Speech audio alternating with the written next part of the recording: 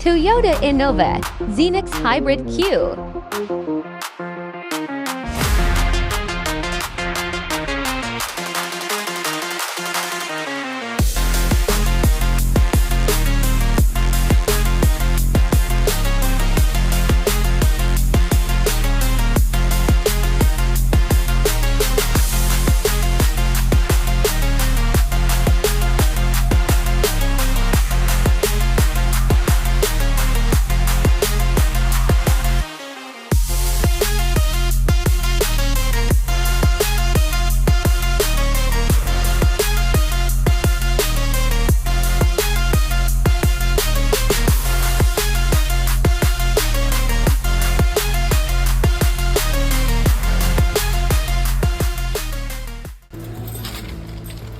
Good morning guys! Welcome sa next stage, retrofit. Ngayon meron tayong Toyota Innova Xenix Hybrid.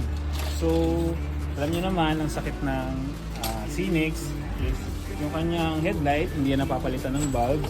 Also meron din siyang fog light pero mahina din kasi maliit, 2 inch. So normal problem yan sa mga new Toyota with fog light na LB1.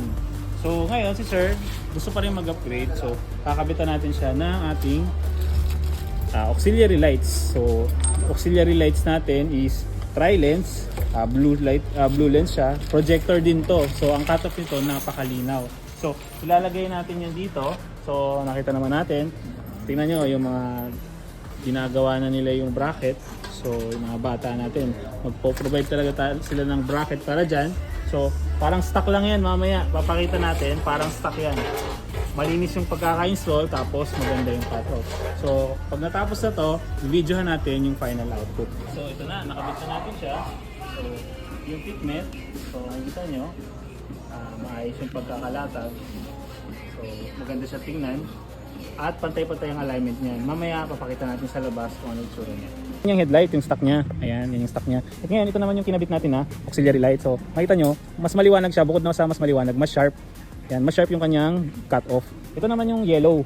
Ayan, so pag yan yung yellow. Okay, so nakita nyo may dumadaan na halos nasa upuan lang yung ilaw niya. So yan, pag pinagsama magiging warm white. So nakita nyo yung guhit, diba, dun sa kotse. Nandun lang yung ano, yan, okay na yan. Nandun lang yung ilaw. Tapos may high beam din yan. So ito yung high beam niya. So may pantulong siya na high beam. So mas lumakas na ngayon yung high beam. Clean look. Oh look, switch.